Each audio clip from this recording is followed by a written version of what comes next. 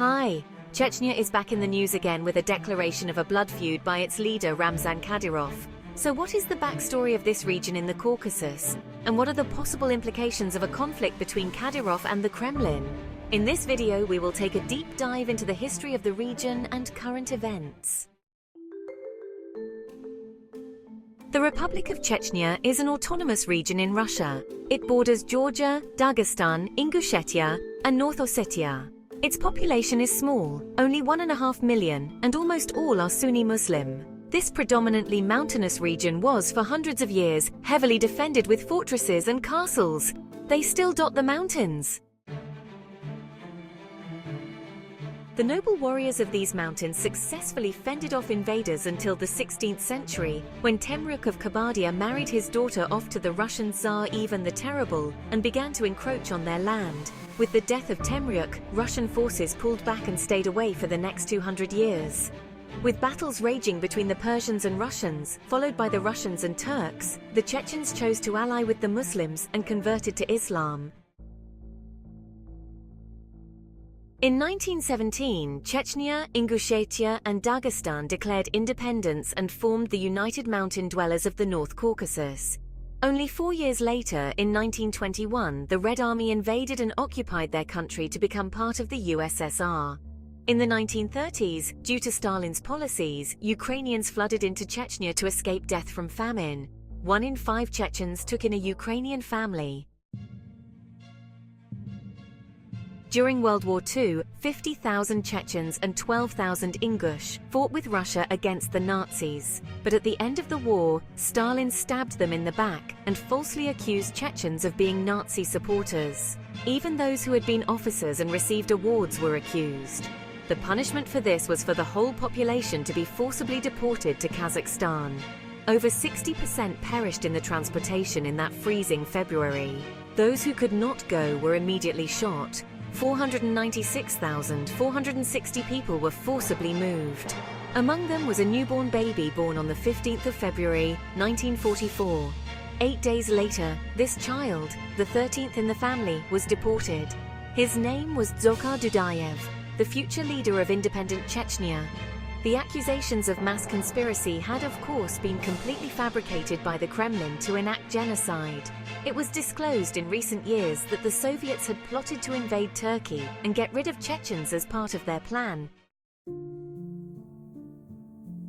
In 1956, the President Nikita Khrushchev allowed Chechens to return, though many of their homes were now occupied by Russians. In 1991, an independence movement was formed led by former Soviet Major General Dudayev, who had reached high level as an Air Force pilot and had led Russian forces in Afghanistan. He resigned from the Soviet Air Force after refusing to commit human rights abuses in Estonia and then returned to his homeland. As an opposition leader, his request for independence for Chechnya when the Soviet Union collapsed was refused by Yeltsin despite many Baltic countries becoming independent.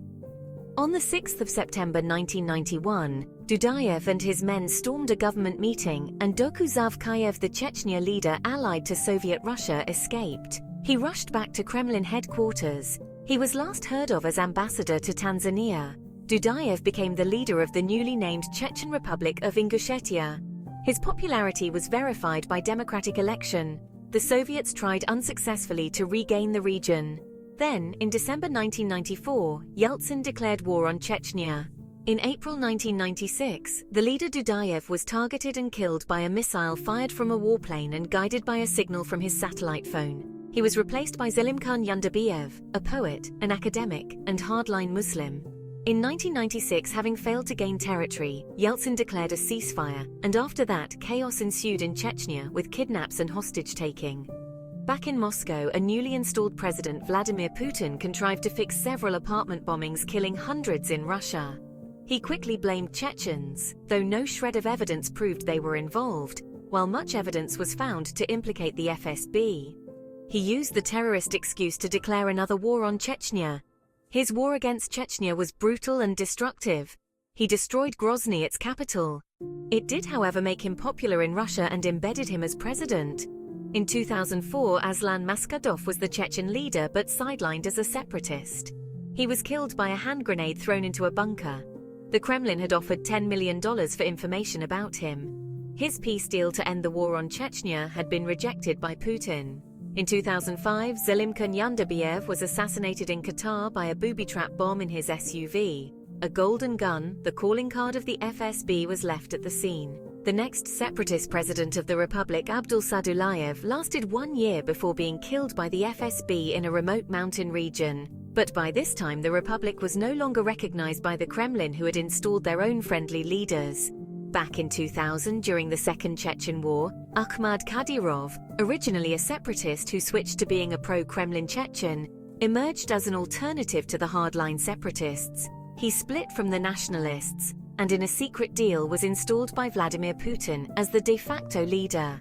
On the 9th of May 2004, a bomb planted inside a concrete pillar exploded, as Mr. Kadyrov and other Russian and Chechen leaders attended a parade in Grozny commemorating the 59th anniversary of the victory over Nazi Germany.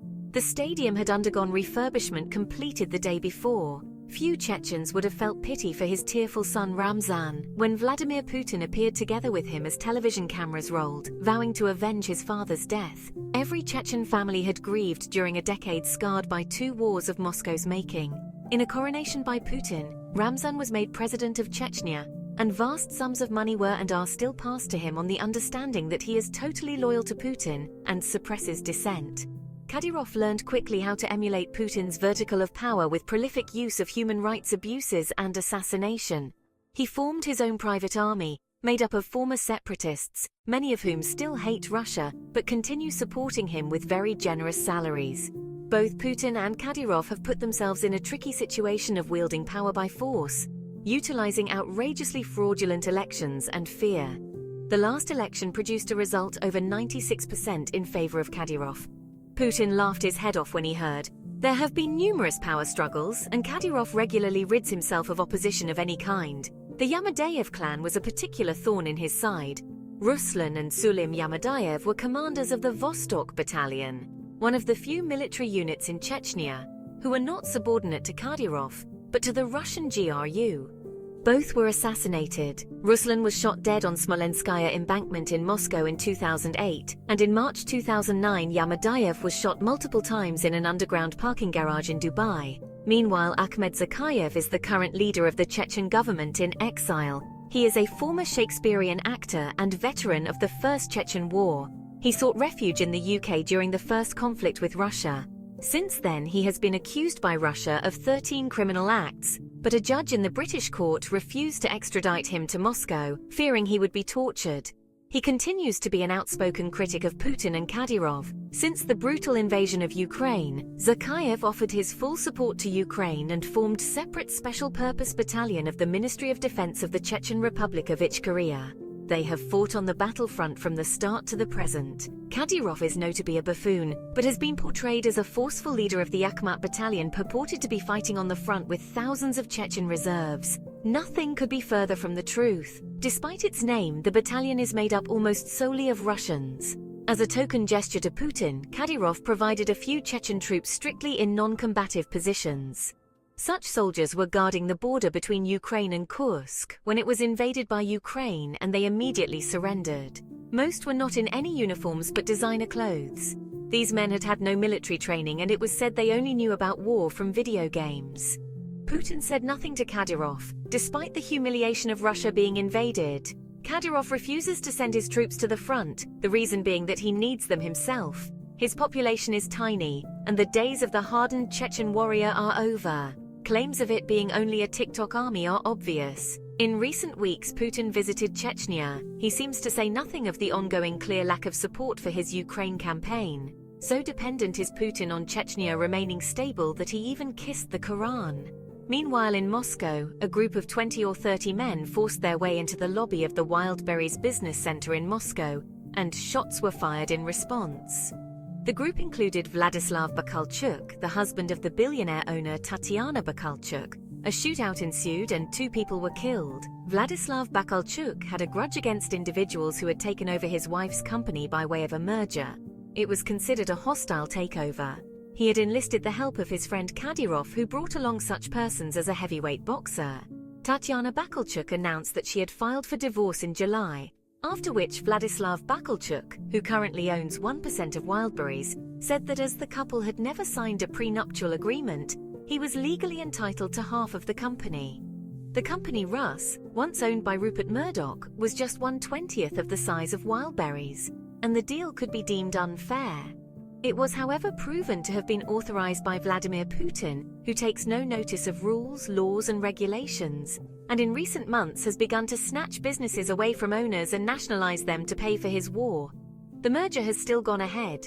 Further to this fiasco, Kadyrov has declared a blood feud against 3 persons connected to the business, the State Duma, and to Dagestan. He claims they have threatened to assassinate him.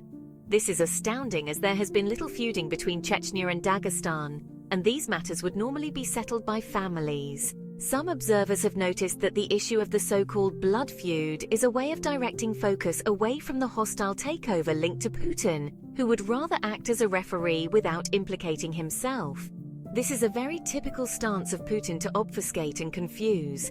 Putin and Kadyrov walk a fine line. Despite all the pretense of kissing Korans, there is no real friendship between them. Putin cannot afford a war on another front, and Kadyrov could easily cause Putin problems. Kadyrov may be taking directions from the Kremlin for now, but for how long can this unholy alliance last? Tune into my channel for further updates. Please like and subscribe.